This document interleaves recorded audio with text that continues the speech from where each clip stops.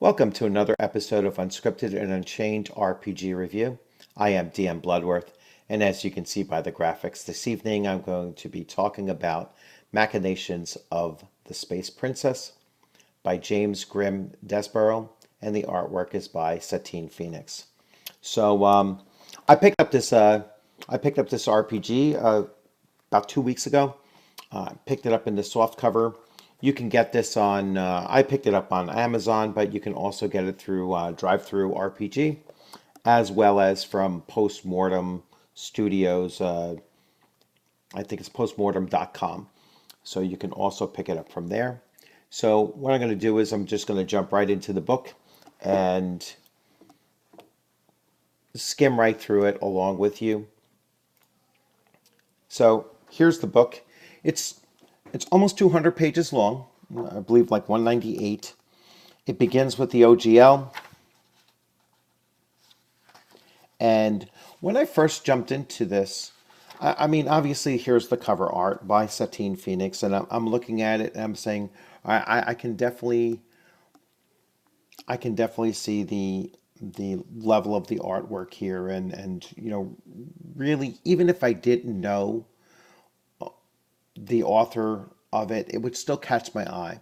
It would still catch my interest of saying, this is an RPG that I certainly want to take a look at, just from the artwork. A lot of times for me, artwork is something that let me think of the word for it. It informs the way the game should be played, if that makes any sense to you.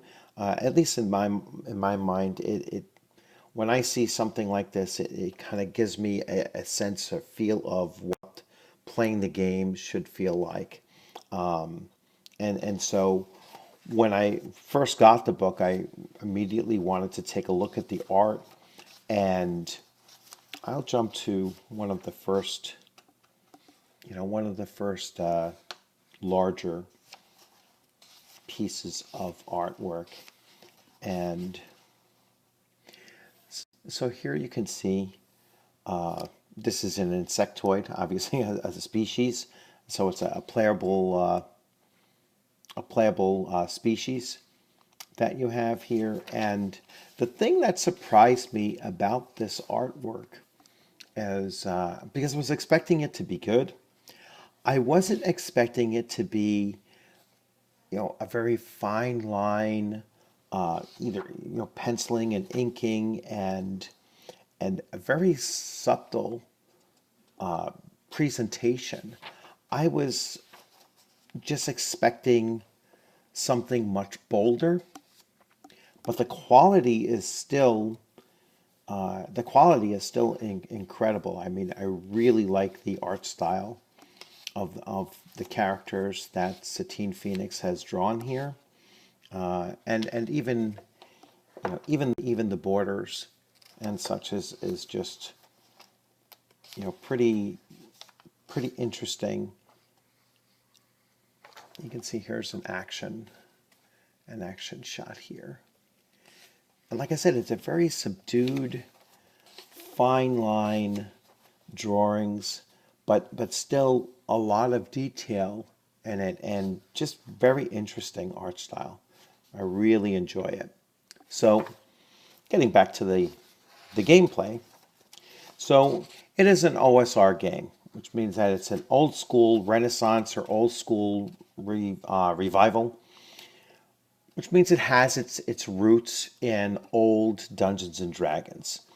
And one unique thing about the book here, I need to actually get this a little bit higher and see. There we go. One of the interesting things about the layout of the book is that it jumps right into an example of play. And so you can just jump right in and start reading and getting a sense of how a game session is supposed to sound. And this is obviously a sci-fi. It's a sci-fi, psionics, and just kind of like a mixture of different sci-fi, fantasy, psionics kind of a setting for the game. It jumps right into the backstory of the Empire, so the fall of the Empire, and you start learning about what's going on in the universe and such. So the big, the old, and the full of life. So a lot of background information. Now we start going into, kick-ass heroes. Now this uh, James James Grimm Desborough's writing style, is certainly edgy, and so he's writing for, a more mature audience, and so there will be language that is, certainly not PG or G. Um, there will be language and there will be imagery or even mental imagery as you're playing the game.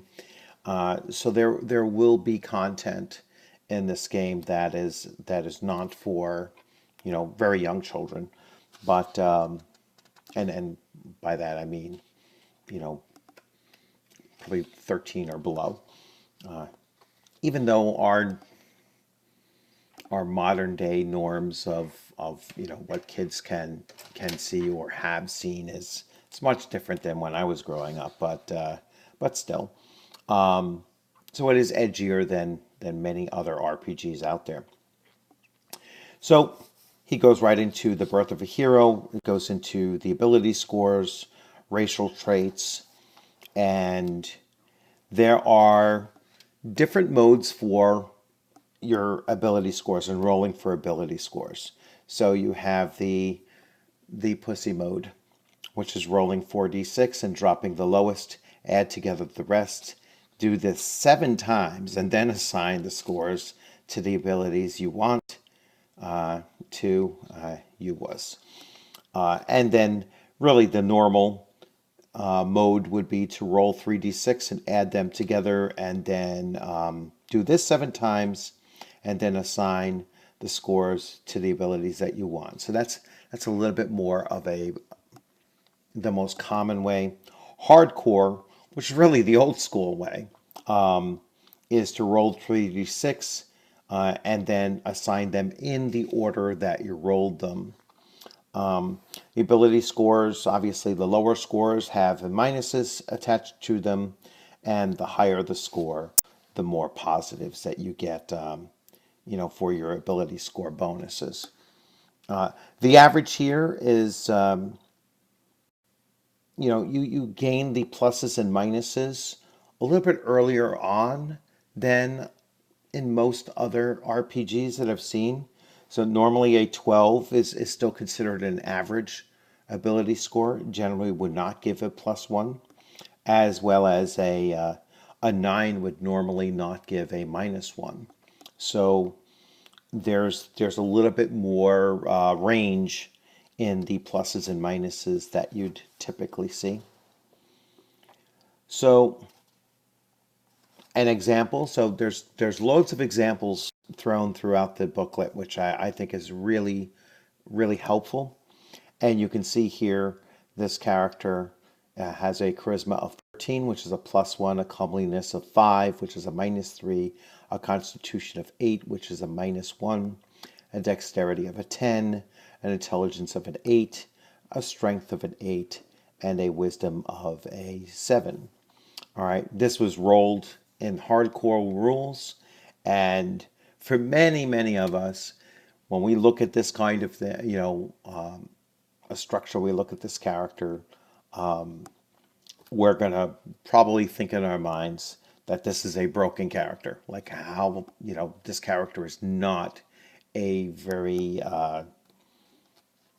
attributes-wise robust character. But that doesn't mean that this character is not going to be something that's interesting to role play.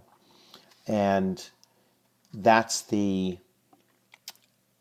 both the advantage and disadvantage to using those hardcore rules, is that it does force you to make do with what you've rolled, and there's nothing to say that your character has to be even exceptional in any real way.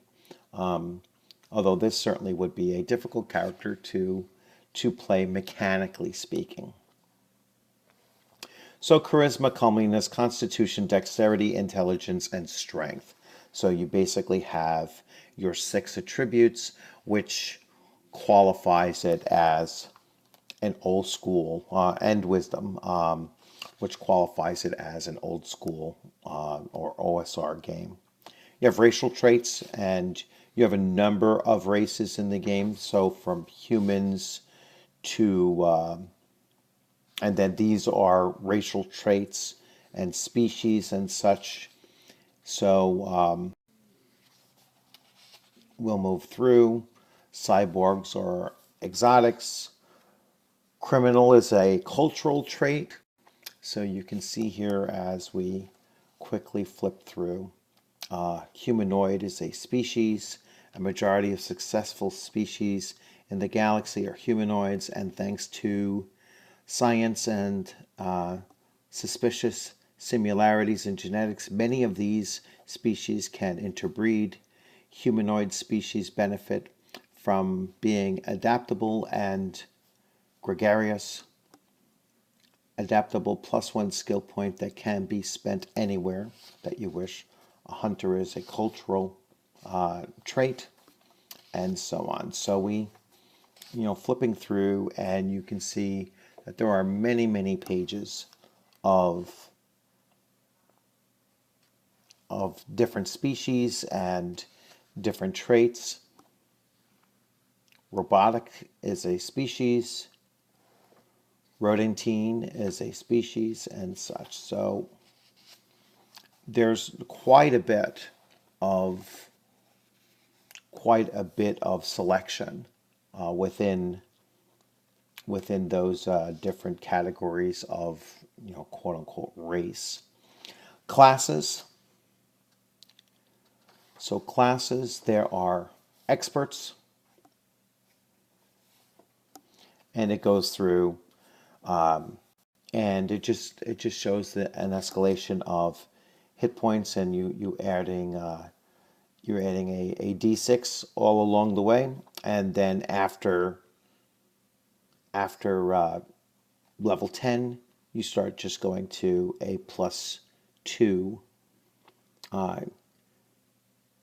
The con bonus no longer applies from this level on. So you would just get a +2s for each of these levels beyond level 10. And no more constitution bonus.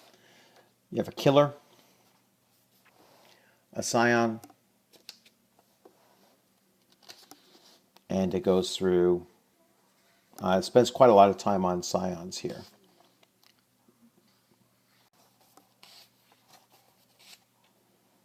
Scholar. And then there's a section on skills. And there are every man skills. So climbing, language, search, security, sleight of hand, sneak, stealth, structure, survival, and tinker. There are psi skills, psionic skills. So distance mind, intuition, mental armor, penetrating insight, power reserve, psychic training, and ravaging intellect. Combat skills, quite a few of those, as you can see, and descriptions for everything. Scholastic skills for your scholars. And a lot of these are, you can see, are technical skills and such. Medicine,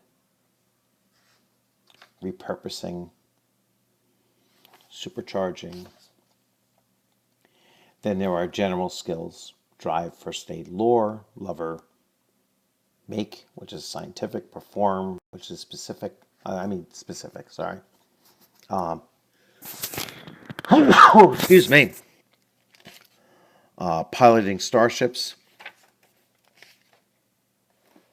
and so on. So we will So saving throws, and you could either use either use escalating or descending saving rolls. Some people like to invert them and say, well, a high roll is a better roll as opposed to rolling low. So you can make a roll of a 1 on a saving throw roll is always a success, or a roll of a 20 is always a failure, or flip that and say a 20 is always a success and a 1 is always a failure. And then you would just add your modifiers or subtract your modifiers from the rolls. But a natural 20 and a natural 1 are always the two extremes.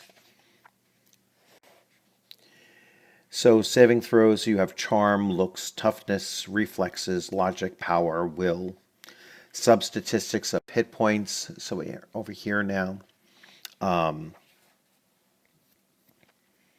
You have ranged attacks, close attacks, ranged defenses, close defenses, psi points, ranged damage bonus. Very interesting, where wisdom is the attribute that gives you ranged damage bonus. And basically, it's kind of like having the wisdom to know, how to hit the target, and where to hit the target, how to hit the target, and such. So it uses the wisdom attribute rather than a dexterity, which is really quite interesting. Obviously, close combat damage bonus is going to be based on strength, social reactions, experience. So you're going to see, all of the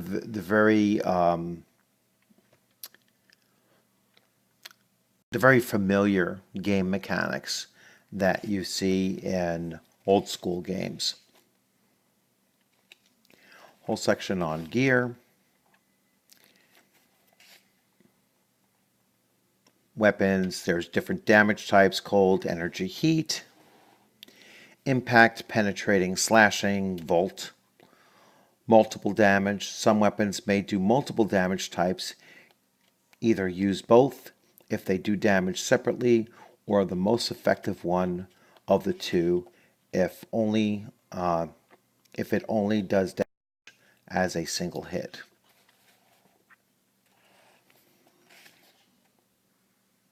Several combat options included here now. So armor defeating, concealable, damage selector, so on and so on.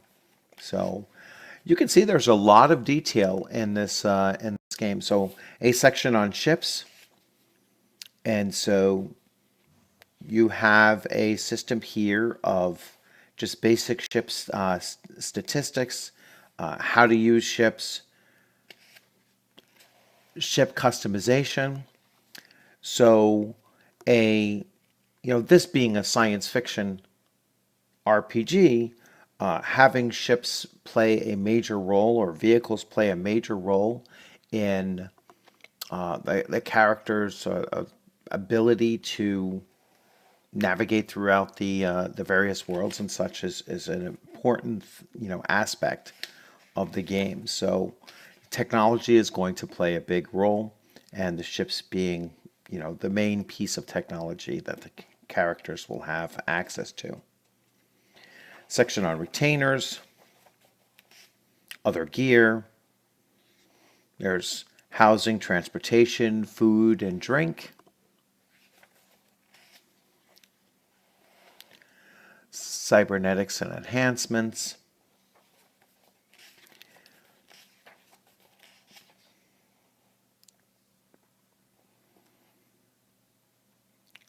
Boldly going. Besides being notably humongous, the universe is also a dangerous place even without someone trying to sear your hide with bolts of hot plasma. All right, and additional skills. Goes into now the system of making saving rolls, hazards, disease, age and immortality, falling, foraging, and survival.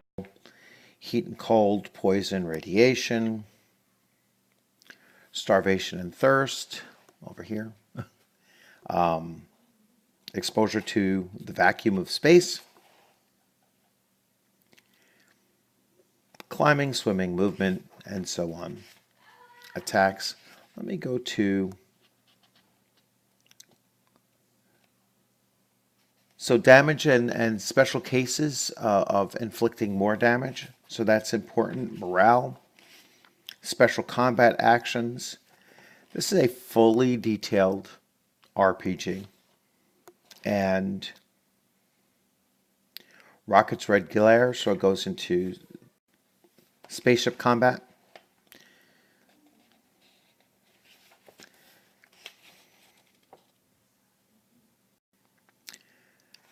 It goes into a section of your company of what we shall laughingly refer to as heroes are likely, if not certain, to pool their resources. This will especially necessary if they want their own space station, starship, or planet. The mortgage on this, on things like that, can be a killer. So, yeah, basically, your player group is an incorporated group, and they're looking to either create a business or have some kind of holdings amongst the group. They're basically acting out as like a crew in that sense. Let me just...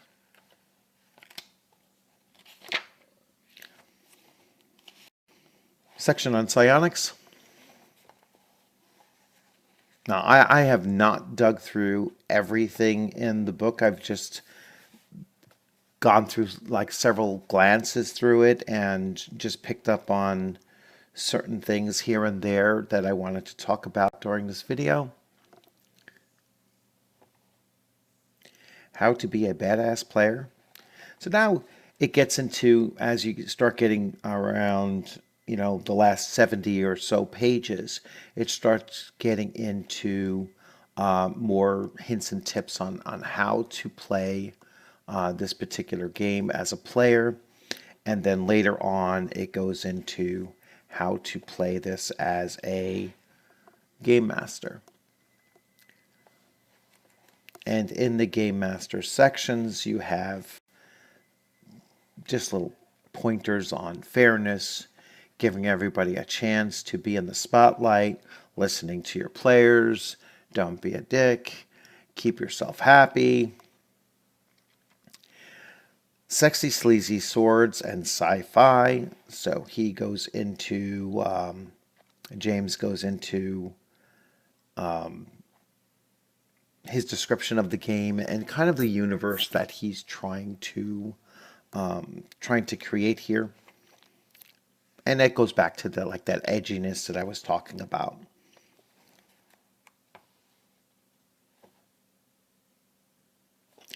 Now there are some tips on writing adventures. So good adventures, the risk, the reward, the contacts, revelations, meeting expectations, managing disasters. Bad adventure examples are railroading, Mary Sue's.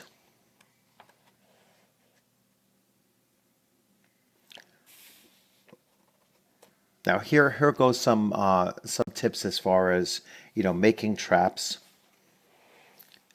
making creatures, and later on I know I'm hoping to hit upon it. There are some making goons or other NPCs that you can end up in opposition with. Forming groups, the benefits of forming groups.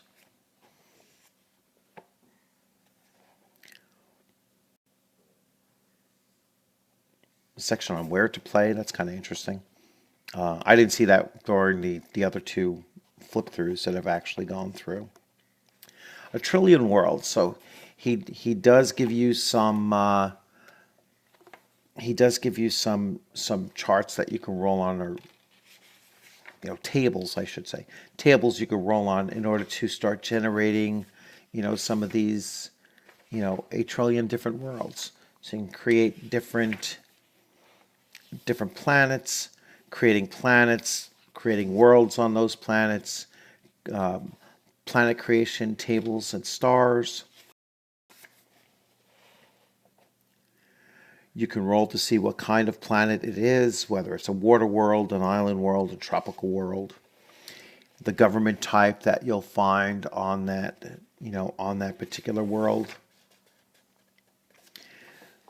So the last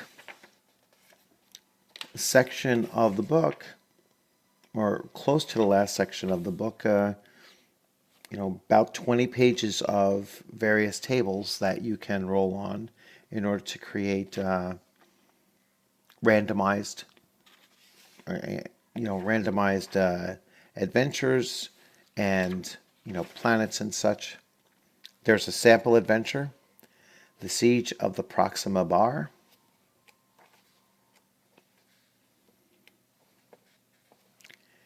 And I'm just going to flip through fast. So here's a rogues gallery. So basically just some generic NPCs that you might encounter along the way. Very similar to a monster manual.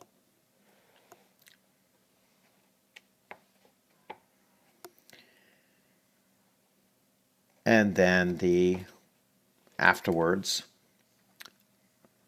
So the writer's comments, the artist's comments, reference section.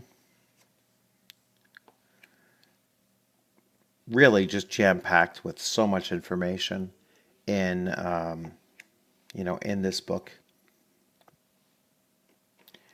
Random trait generation, appearance tables,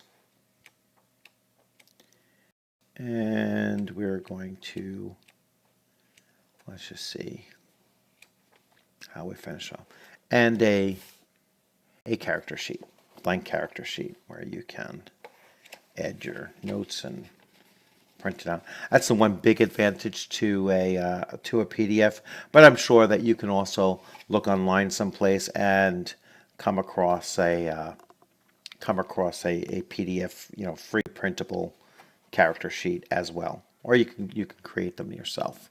So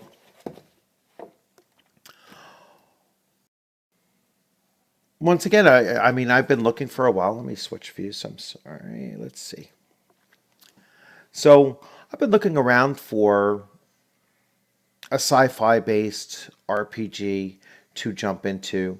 I'm glad to find this one here, so I can jump right into an OSR RPG for for space adventures and such. I had been playing Star Frontiers, and so this is something that's going to be nostalgic in that sense, and I think it'll most likely be a little bit edgier than Star Frontiers as well.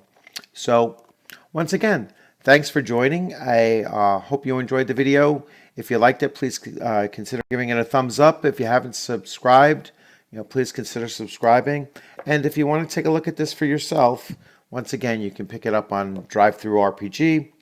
Amazon sells it as well, or you can go directly to Postmortem Studios. Postmortem. Let me double check and make sure it's a .com. It probably is. Let's see. It's most likely postmortem.com. So anyway, once again, thanks for joining. Enjoy the rest of your week. I look forward to seeing you on the gaming screen sometime soon. You all have a good evening.